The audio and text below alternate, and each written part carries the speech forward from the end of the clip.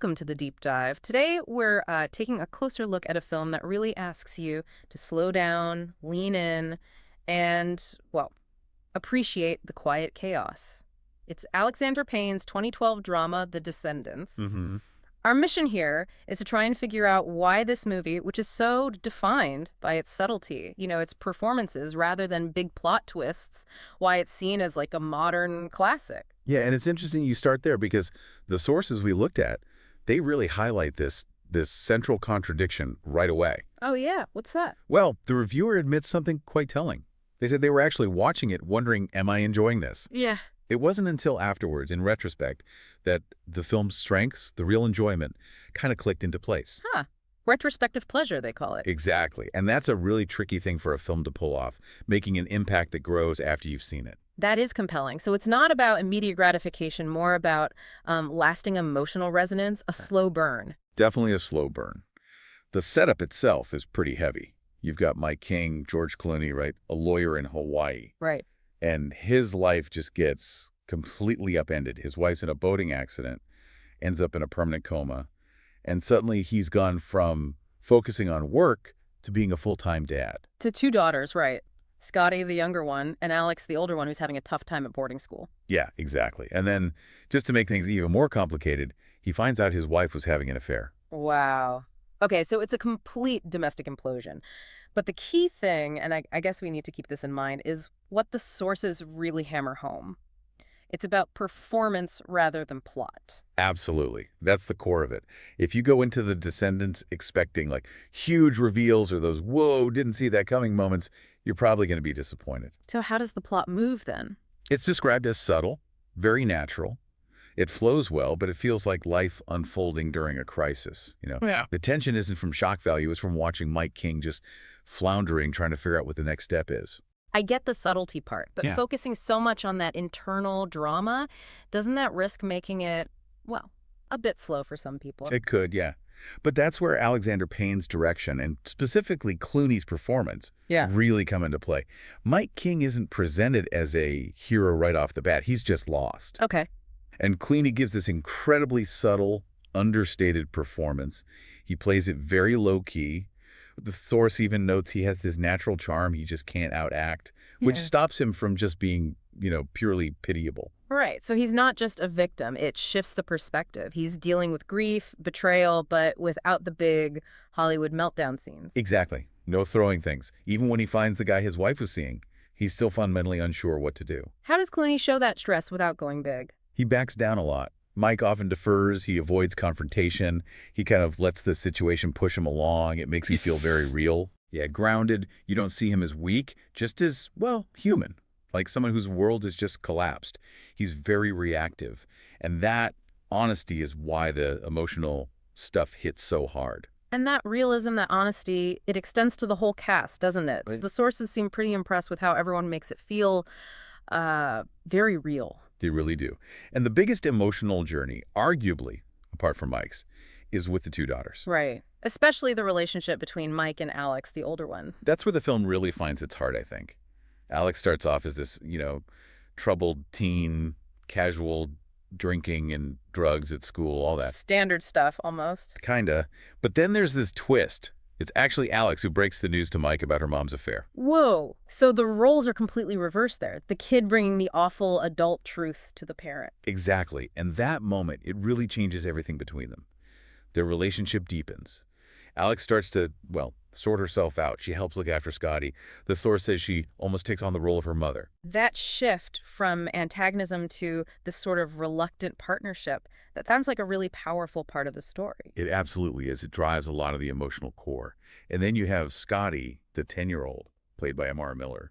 Her role seems incredibly difficult in its own way. She has to just keep going, unaware of the full picture, the coma being permanent, the affair. It's a huge ask for a young actor.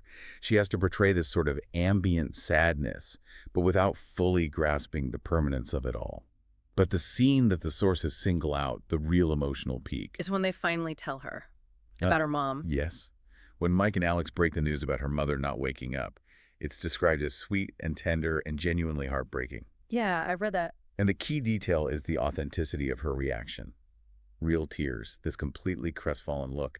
It's that kind of genuine emotion that stops the film tipping into, cheap melodrama, even dealing with death. It feels like real pain, handled subtly. Okay, so with all that heavy emotional lifting, especially from the daughters, the film must need some kind of release valve, right? Definitely. And that brings us to the comic relief element, which is deliberate, often awkward, and mainly comes from Alex's friend, Sid. Ah, yes, Sid, the stoner buddy. Primary comic relief. Yeah. Yeah. He's basically there to say the stupid thing right when the tension gets almost too much. It's a functional role, stops the film becoming a total weepy, given the subject.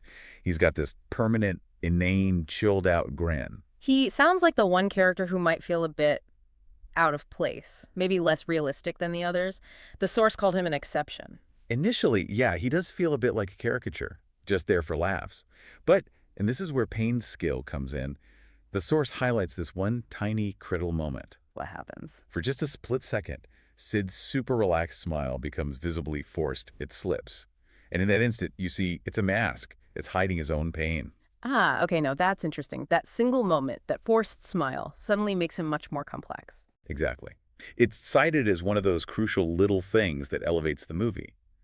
It takes the potential joke character and gives him depth, suggests he's coping with his own stuff without needing a whole backstory. It shows he's not just comic relief, he's also human. Right. It proves Payne trusts us, the audience, to catch these tiny visual cues.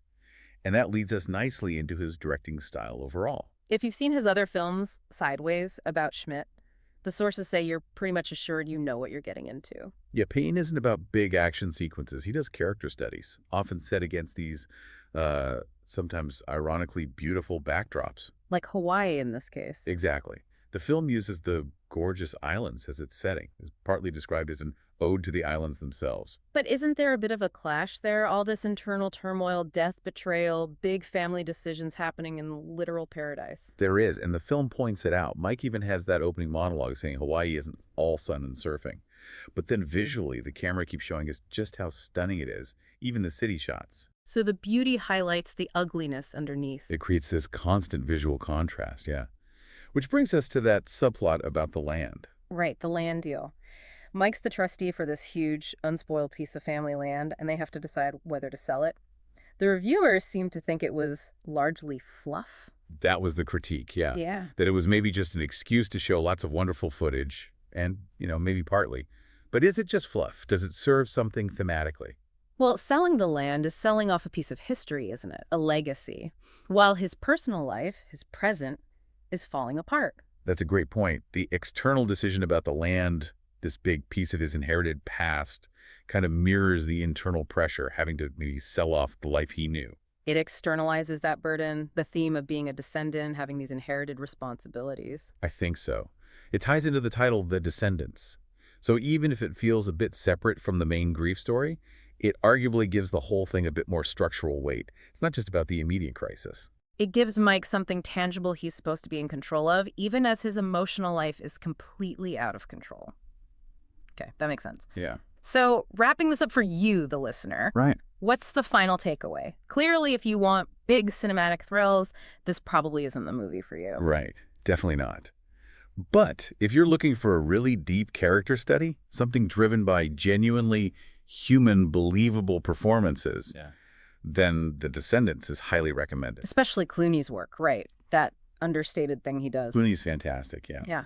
And the young actors, particularly Amara Miller as Scotty, her quiet heartbreak. Hmm. It all works together to deliver that reflective pleasure we talked about at the start. It's a film that sticks with you, makes you think afterwards, and thinking about Sid again. That stoner buddy whose smile slips for just that 1 second. Mm-hmm. It makes you wonder, doesn't it? When we watch these heavy dramas that use comic relief, how important is that moment, that tiny crack in the mask?